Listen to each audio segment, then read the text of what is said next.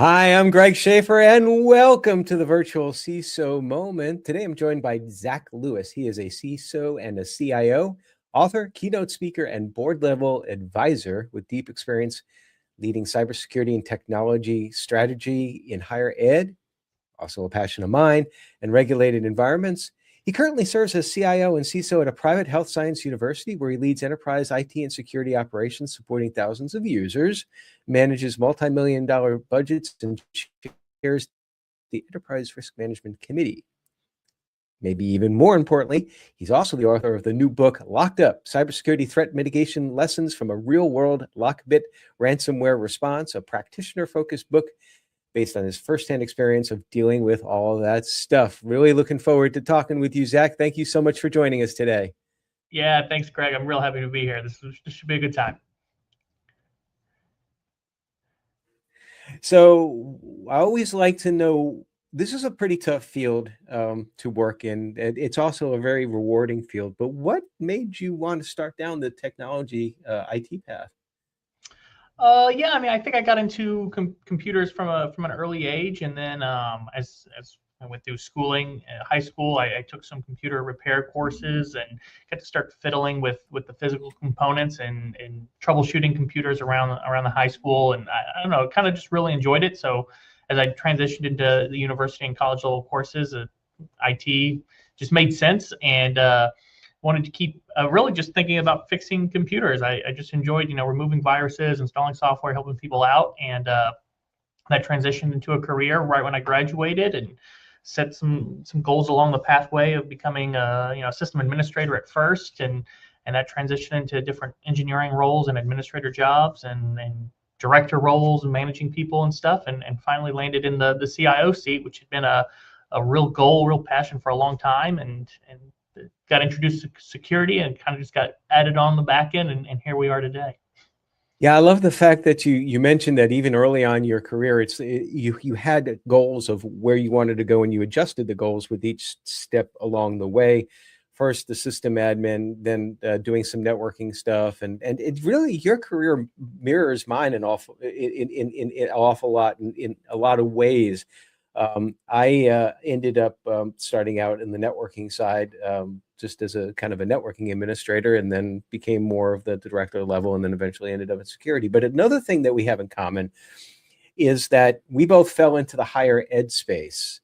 So I know from your LinkedIn profile, I think, if I'm not, well, I guess, was St. Louis College of Pharmacy your first higher ed, or That was the first one. Yeah. So what drew you to higher ed? Or was it kind of like me, where it was like, well, that was the job that was offered to me? I mean, that's really it, right? I was working in another place, and a recruiting company came out, and I had a specialization in a technology called Microsoft's SCCM at the time, and I guess I was one of a handful that were pretty good at it in the St. Louis area. So there was a real need at one of the universities. A recruiter reached out and was like, "Hey, we got this job. We think you'd be a great fit for it." I kind of looked at it; it looked like a step up, sort of, in the career journey, and I jumped on it, and I've been in higher ed ever since. So I'm curious about your experience in higher ed. For me, I guess I have to lead with that in order to kind of explain where I'm going. I always tell people that if you can work in higher ed, that's one of the best places to learn, because the audience, the customers, the employees, the students, all of the people you serve is so eclectic. Did you find that as well too? And did that serve you beneficially as you went on in your career? Sure. I don't think I've ever been in a place where I get to touch more technology and deal with more varying issues, like just across, everything, than anywhere else. And even from a security standpoint, like when you look at it from that aspect, there's every type of data, from finance to regulatory data to institutional research and intellectual property, student records. So you have like everything there. You have all this technology across the business side, the education side, the research side. You have all the possible types of end users, customers, students, faculty, staff, alumni, just everything. You get a little bit of everything here, so you get to touch a lot of technology, learn a lot of stuff, and just try to deal with a lot of different personalities. And that really serves, I think, well as you step up into the executive roles, both CIO and CISO, because really at that point in time, when you get to that level, you have to understand the business. And one of the best ways to understand the business is to understand the technologies that are in place, the information flows. Um, did you find that you were pretty well rounded and set up for when you did now start with the C in front of your name? Yeah, I think some of the early management roles kind of prepared for that. So I took over management after a couple of promotions and started running a help desk. And there it was more like managing people. How do they operate? How does the inner team operate? How do I start, divvying up resources, helping different departments achieve goals and stuff like that? But then, when you get to the director level and you have even more teams and there's more projects and those are touching like several other departments, you really have to start understanding how that data flows, how these people work with these people, how these processes work here and the software ties in, and really getting a good picture of that. And we got to the point where we're doing a lot of workflows and like setting down with teams and like, all right, you have this piece of data. Where does it start from? Where's it going to go? Where does it end? Like mapping that entire journey, just so like the team can really understand it, you can understand it, and then when you're doing upgrades or changes, or you're looking at flipping out software or something like that, you really know who that's going to affect and how it's going to affect people. So we really got into that. So as I moved into the C-level role, having done all that already and sort of building those relationships with department heads and teams beforehand, it really kind of cemented my status in that role as someone who could work with the different units, get things done sort of successfully, and kind of make everything work. And that's so critical to have that understanding too when things go south, and things sometimes do go south. I know for me, one of my first experiences that relates to what we're going to talk about with yours is now it was a few years earlier. It was probably like about 23 years ago, but we in my university job was hit with a really bad virus. I don't know if it was Melissa or something like that. And campus network struggled to keep up. We did put in play things. I always have to say this whenever I tell this story. We put in some mitigating controls because we understood the network, we understood the business, and we weren't really knocked down. We were able to keep operations running. But another school in our state that wasn't had it as well too got whacked pretty bad. I usually don't like to say their name, Memphis. So I still like to note that we were able to manage through it. Very hard to manage through these things too. Now, this turns me now to talking about the book. So why don't we just start from the beginning? You had an incident, and what happened?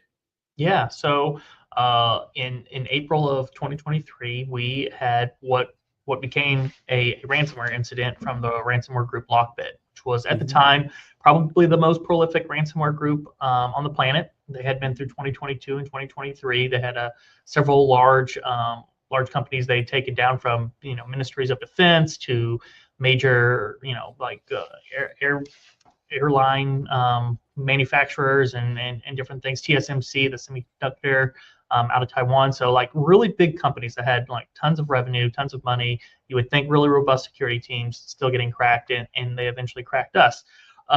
What that started out as what we thought was just a regular IT issue. We had some old equipment. We were looking to sunset and replace. So we were thinking like this stuff's end of life. It's starting to fail. We're trying to limp it along. And what started as like sort of a disaster recovery, try to get everything stood back up and operational again, became oh, hey, we found a ransomware note in the root system. That's not good. And they're demanding us pay some ransom. They've got a bunch of our data, allegedly. And how do we pivot from that? So really moving from that disaster recovery to sort of an incident response. We were fortunate enough to, much like yourself, keep open. We were operational in the fact that like faculty could teach, students could learn, they could take courses and stuff. But like back in, we were dealing with a lot of havoc, a lot of mayhem, trying to patch everything up and get everything rolling again and figure out how these guys got in it and what we were going to do. But you eventually were able to recover, obviously, and I think that part of what your book touches on, and for those that want to look for it, it is on Amazon. It's called Locked Up Cybersecurity Threat Mitigation Lessons from a Real World LockBit Ransomware Response. A very long title. First of all, wow, I can't believe you got it all right. I only ever do the main title, never the subtitle. Well, of course, I was reading here too.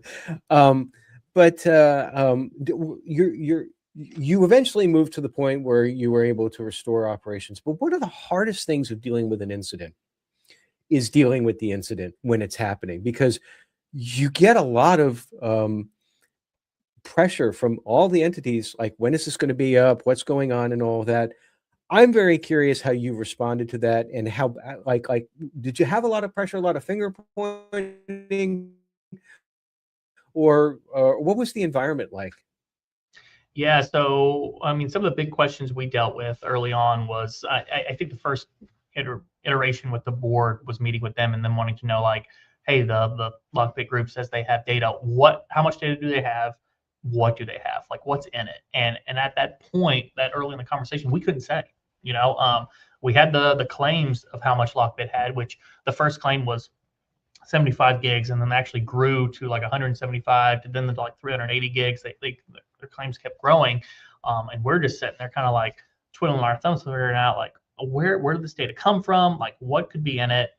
We had some ideas, we had some guesses, but nothing concrete at the time, because we had nothing sort of watching that landscape. And that was pretty new to, I'm not going to pitch tools here, but like sort of the DSPM space and data tracking, classification, like that was all very new technology at that time that we hadn't adopted yet. So we didn't have a good understanding of what was out there and trying to understand that. So that was sort of the main question. As we worked a little bit further down through the incident, the main question came up was, when do we tell people?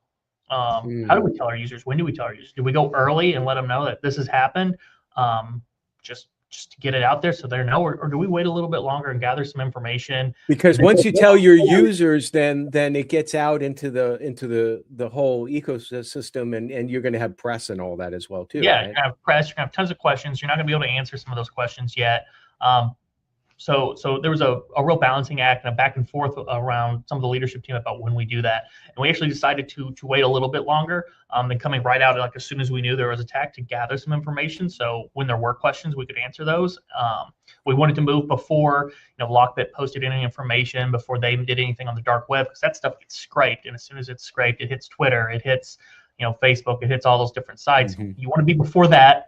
But you want to have a little bit of information. So a real delicate balancing act. And I kind of run through that in the book, because again, there's not a lot of media out there. There's not a lot of information out there about how to really handle that. Every incident's a little bit different, but letting people read through that, like, oh, this is something I'm going to have to think about, whether we have regulation that dictates when we need to publish this information or give it out, or how we handle it. Like, there's a lot that goes into that, a lot of nuance that's going to be different for everyone. So just here's an example. I hope it helps. How did your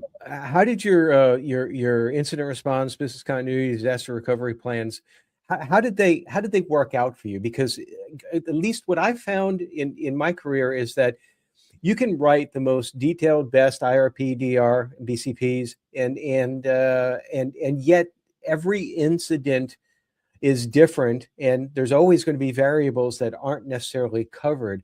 How did your planning help, and how did the incident deviate? I mean, without getting into too many details, because we want people to read the book. Yeah, absolutely.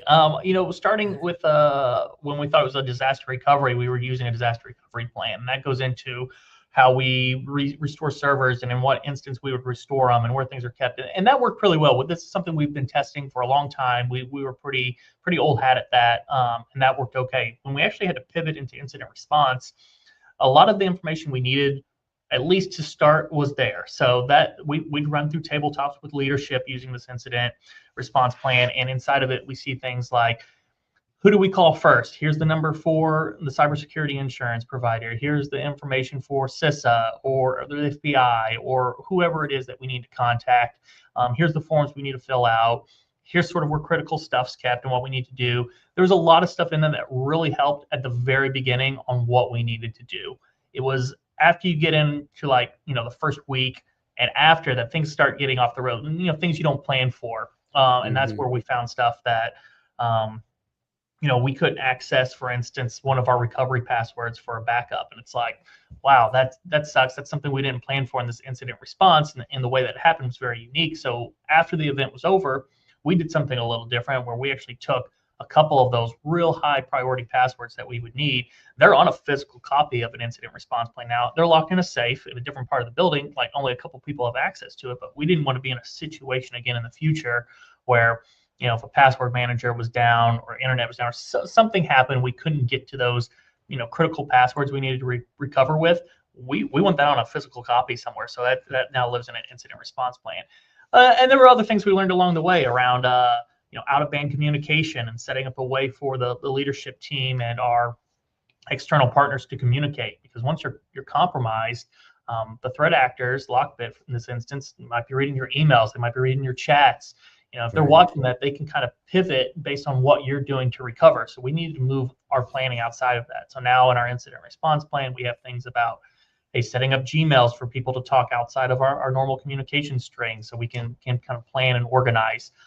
Just different little things like that. So we definitely made the incident response plan a little bit more robust after the incident, but at least in the early days, it did help. And having that help, you're stressed out, right? You're kind of freaking out. This is going on. You got to move. You feel the pressure, and just having something that says like step 1, do this, step 2, do this, really helps just kind of streamlining and get the ball rolling. And that's what you need to do in the early days. I need to come back to one thing you said that I think is critically important to point out, because I don't think a week goes by when I'm on LinkedIn and I see some post where somebody posts a picture of a password book, of a regular notebook that you write things in, and says, if you're doing this, you don't understand security, this and that, you should use a password manager, and so on and so forth. But there are valid cases for writing things down and storing them securely, like you said, another part of the building in a safe, only a couple of people have access. I don't know if I have a question associated with this. I think I feel the need to emphasize that that's a control in itself too. And if you protect it in a certain way, having physical copies of passwords is not only a good idea, it can be essential. Yeah. Oh, absolutely. I mean, I'm not worried about a hacker showing up and breaking into a physical safe and stealing an incident response plan. If you have that in a safe with limited access, and there's a door in front of that that's badge access only, so I'm going to have a log of who's going in there. We got cameras, like it's pretty secure. I'm not overly concerned about that. I want to be able to recover and save the institution, recover the institution if the need arises, more so than I care about logistics of, hey, I put a password on a piece of paper and that's frowned upon. And for those who don't realize that password managers have not been around forever, and we did manage passwords before password managers. When I was at the university I was talking about at the top of the podcast, we had in our locked office suite, we had a file cabinet that was also locked that contained a folder that contained the passwords. And so you had to step through.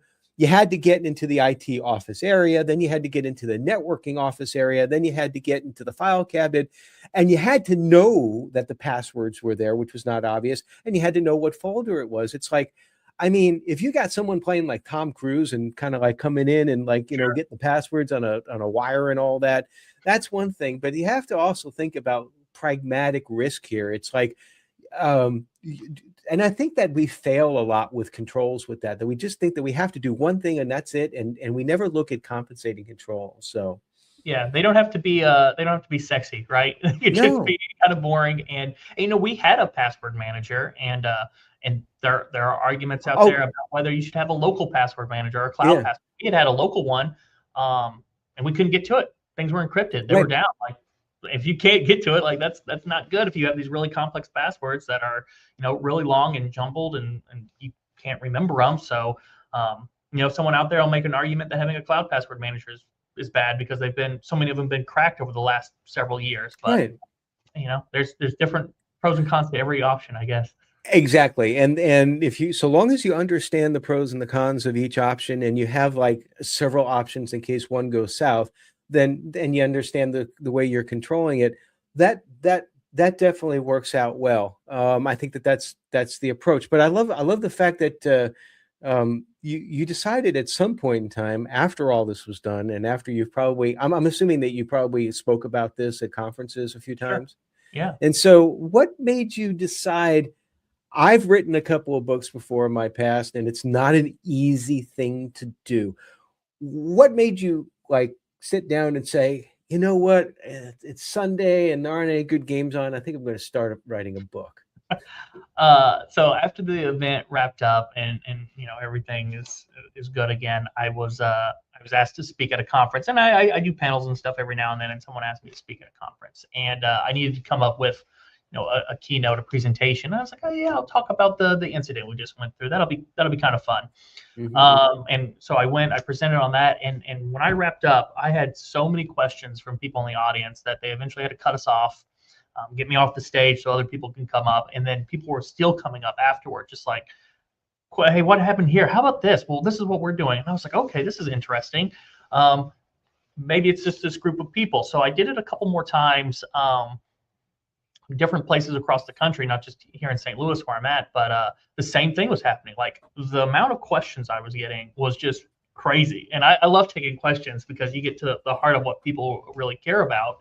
And a lot of the same stuff was coming up, like, how did you pivot here? Who did you communicate to? How did they get in? And like, just wanted to know, like, a real desire to hear these stories. And then I partner that in contrast. I run this conference with InfraGard every year in St. Louis called State of Cyber, and we bring in different agencies, FBI, or different people, and they talk about their cases. And when they come up and they present on cases that they've ran and ransomware groups they've taken down or whatever, like, again, the same sort of thing, lots and lots of questions. People are just really interested in hearing those stories.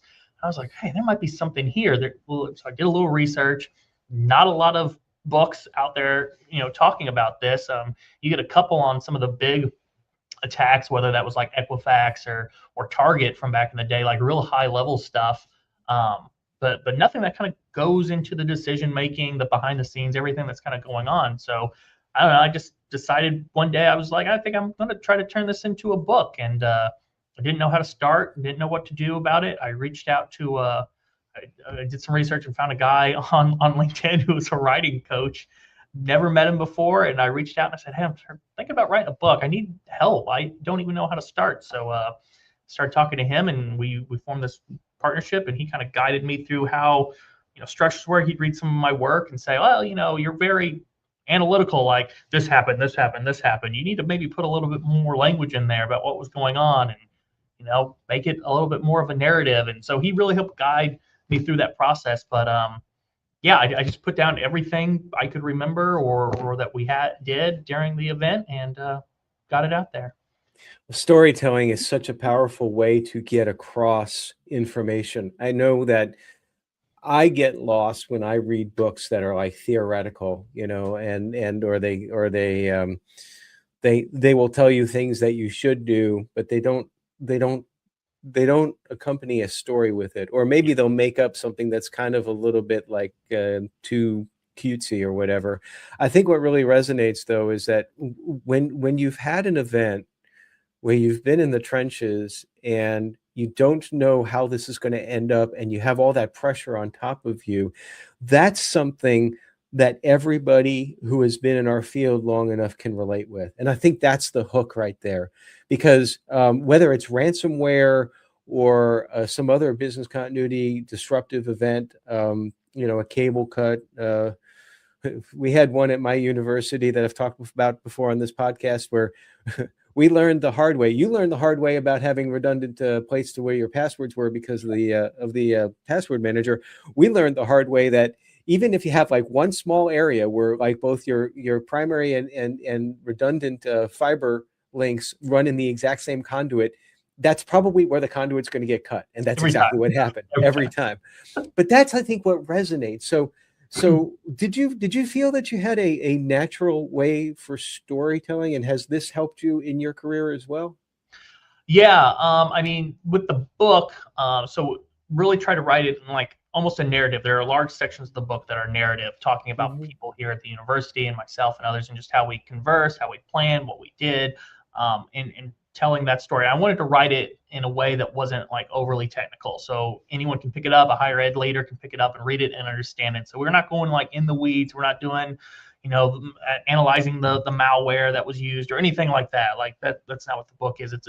It's a story, and we're walking you through the story, and that's really good. And I think that's super useful. We hear security leaders talk about that. At least the really good ones talk about that. I think from a board perspective, from a leadership perspective, and being able to tell the story. Why are we trying to do a certain security initiative or a certain project? Like, what's the value? And not just give them the hard facts, but like, here's how we're going to lay this out, and here's the benefits that are going to come downstream, and these are the business use cases, and just bring people along so they understand the ins and outs, the before and after, and how everything's going to really tie together and benefit them too. It runs into the basic truth that we always tell people. It's like it's if you're going to talk to business leaders, you got to talk in a business language, and talking about an incident where you're talking about packet analysis or malware analysis, nobody cares about that outside of us geeks. Yeah, no, I don't even care about it either. But to be able to tell it in such a manner that they can relate it to the business and do what they need to do. But I understand that. I always talk about stress in our field, and we always have a lot. But when you're under the gun with one of those things, it's even like ultra stress. And we need, as practitioners, as leaders in technology and security, we need to be able to step away and decompress in a methodology that I always say, try to be as positive and healthy about it as possible. And this is coming from someone where I probably would have too many 12-ounce curls to decompress back in the day. And that's really not the best way to do it, at least not for me. So my question to you is, like, what do you do to decompress from all this? What do I do? So I've talked a little bit about this before, but I live out on a homestead, about 30-40 minutes outside of St. Louis, and I raise a bunch of chickens. I do a lot of homesteading, so gardening, growing. I like to build different things, woodworking type stuff, a lot of self-sustainability. We do a lot of catch our own water and solar panels to power different stuff and get pressure and do things, and just whatever I'm not going to call it like prepper or something like that, but like different things to just prepare for worst case scenarios. And maybe that's part of the security stuff bleeding through, but I don't know. I just like doing that. It gets me away. I like to be in nature. I have 3 kids. I take a couple of them camping quite often. I do some wilderness survival stuff here and there, and I go out, and sometimes I bring tools, sometimes I don't, and build shelters, find water, food, different stuff, and just get away from it all and unplug, because you need to do that. It's just nice being out there without the noise or a ping of a phone, and I don't know, hearing nature, seeing the night sky, it's the crackle of a fire. It's good. Yeah, and that's one thing. One thing I mentioned before we started the recording here is that after I got done with this is why I'm wearing the as we said, the John Fetterman dress up today. John Fetterman attire. Because I'm right after this, I'm going to go out mountain biking because I love to be out in nature, but and alone in the woods. But I'll tell you, quite honestly, I think I'd be even more stressed though if I had to go like build a shelter and do it without tools and try to make fire by just using a piece of wood and blowing on sticks and all that. I don't know if I could do that. You learn how to do it a couple times, and then you get out and you just practice. And if I had to do it, if like Tom Hanks in Castaway, if I had to do it, I'd figure out a way. Yeah. But I haven't had to do it yet so far. So tell me about future plans. Is this your first book? Is this going to be another book coming down the road, or what you got coming? Yeah, that's a great question. This was my first book, and I tell you, I'm not big on writing. I did not care too much for writing, but I don't know. I had fun with it. I like to talk. I like to go out. I like to present about this stuff, and getting able to pitch the book and tell the story has been a whole lot of fun. I've met some really amazing and cool people. So will there be another book? Hopefully, I have a couple ideas kind of spinning around out there. A nonfiction, maybe a fiction. Play around a little bit with that. Hopefully, it won't be on another ransomware incident I've had. Exactly. I was going to say, don't hope for another incident to be able to talk about. I need to pivot to something else. No foreshadowing, please. But yeah, maybe so. Well, all righty. Well, I don't usually record during this time of day, and I know why now, because the sun is always in my face. But that's also telling me that I need to get out there and do something. Yeah, right. So I appreciate your time, Zach. Congratulations again on the book. Best of success with it, and appreciate your time here today. Yeah, thanks, Greg. I appreciate it, man. Thank you. And everybody, stay secure.